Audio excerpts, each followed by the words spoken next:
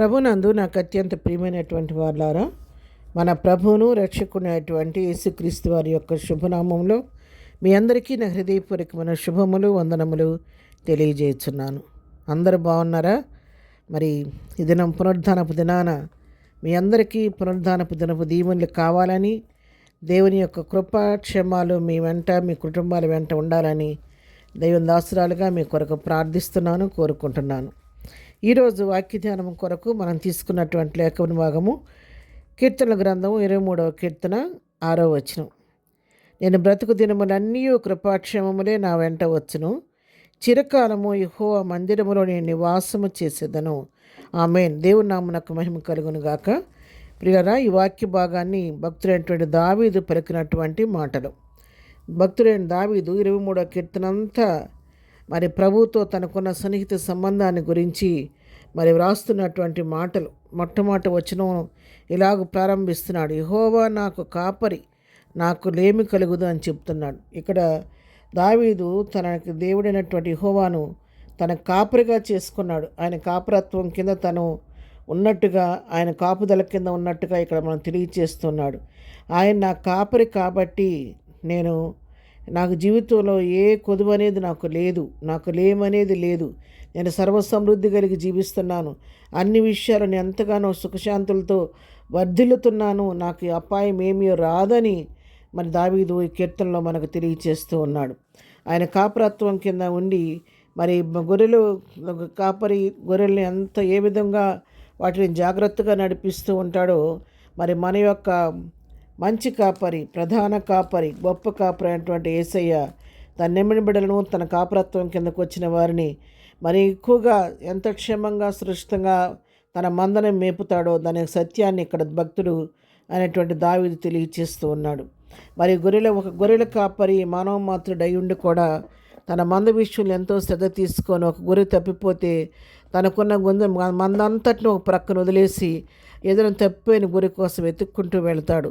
ఏదన్నా ఒక గొర్రెకు దానికి కాల్లో ఏదైనా ముళ్ళు గుచ్చుకుంటే దాన్ని ఒళ్ళో పెట్టుకొని జాగ్రత్తగా తన కాలుకు గుచ్చుకున్న ముళ్ళును తీసివేస్తూ ఉంటాడు. అది ఎక్కడైనా ఉంటే కనపడకపోతే ఈయన ఎంతో తలడిల్లిపోతూ ఆ ఉన్న మందంతటిని అక్కడ వదిలేసి దాన్ని వెతుక్కుంటూ పోయి అది లోయలో పడినా ముళ్ళకంపలో పడినా ఎక్కడ పడినా కూడా దాన్ని తీసుకొచ్చి మళ్ళీ మందలో చేర్చుకునే వరకు ఎంతో తపన పడుతూ ఉంటాడు. ఈ లోక సంబంధమైనటువంటి గొర్రెల కాపరి తన యొక్క మందలో ఉన్నటువంటి ఒక గొర్రె కోసం అంతగా శ్రద్ధ చూపిస్తూ ఉంటే, మన యొక్క గొప్ప కాపరి అయినటువంటి యేసయ్య, ప్రధాన కాపరి అయినటువంటి యేసయ్య, నేను గొర్రెలకు మంచి కాపరిని అని చెప్పాడు యోహాను సువార్త 10వ అధ్యాయంలో.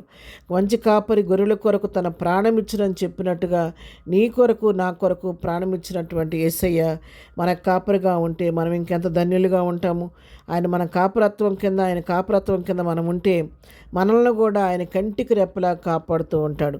దావీదు తన జీవితంలో అనుభవాన్ని తెలుసుకున్నాడు కాబట్టి ఆయన కాపరత్వాన్ని గురించి, ఆయన ఇచ్చే భద్రతను గురించి చెబుతూ వచ్చి ఆయన్ని విడిచి ఉండలేక 6వ వచనంలో అంటున్నాడు కదా, నేను నా బ్రతుకు దినములన్నీ నా కృపాక్షేమంలే నా వెంటనే వచ్చును, ఎందుకంటే నా కాపరి నా యేసయ్య కాబట్టి నా బ్రతుకు కాలం అంతా కృపాక్షేమాలు నాకు తోడుకొస్తాయి అంటాడు. కాబట్టి నేనేం చేస్తానో తెలుసా, చిరకాలము యెహోవా మందిరం నివాసం చేసేదని చెబుతున్నాడు.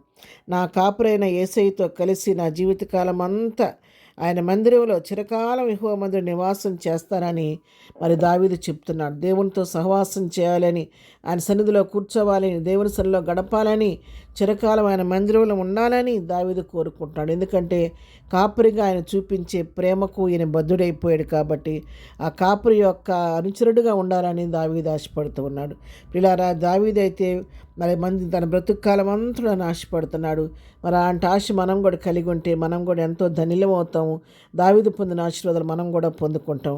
మరి బ్రతుకు కాలం అంతా ఉండలేకపోయినా కనీసం ఏదైనా పునరుద్ధానపు దినమని నిర్లక్ష్యం చేయకుండా పునరుద్ధానపు దినమైనా దేవుని సన్నిధిలో సంపూర్ణంగా గడిపి ఆయన సన్నిధిలోని తృప్తిపరచబడి ప్రభు కృపలో బలపడి ముందుకు సాగిపోదు. అటు కృప ప్రభు మనందరికీ దయచేయను గాక. ప్రార్థన. ప్రేమ కలిగిన తండ్రి, పరిశుద్ధాన్ని కొందనాలు. ఉదయకాలం ప్రభాభక్తులైన దావీదు నీ యొక్క కాపురత్వం కింద నుండి ఎన్నో మేళను పొందుకొని సదాకాలం నీతో నివసించాలని కోరుకుంటున్నాడు. అలాంటి ఆశ తృష్ణ మా హృదయాల్లో, మా కుటుంబాల బిడ్డలందరికీ కలుగు చేయను నాయన. నీ సన్నిధిని గురించిన ఆశ తృష్ణ మాలో కలిగి నిత్యము నీతో సహవాసం చేసే అనుభవం మాకు దయచి దినం పునరుద్ధరణ దినం ఎవరు దాన్ని పోగొట్టుకోకుండా త్వరపడి నీ మందిరానికి వెళ్ళి నీ మందిరంలో సంతోషాన్ని మేళను అనుభవించడానికి ప్రతి వారిని సిద్ధపరచండి. ఎదురు దేవులతో నింపి నడిపించండి. దినం మేము చేయ పనిపాట్లు రాకపోకలు క్షేమం దయచేసి ఇద్దరం బర్త్డే మ్యారేజ్ చేసుకున్న బిడ్డలను దీవించండి, ఆశీర్దించండి. ప్రతి వారిని పట్ల కృప చూపించమని యేసునామములో ప్రార్థించడిగి పొందుకొని ఉన్నాము తండ్రి. ఆమెన్. ప్రభు కృప సదాకాలము మనందరికీ తోడయుండి నడిపించును గాక. ఆమెన్.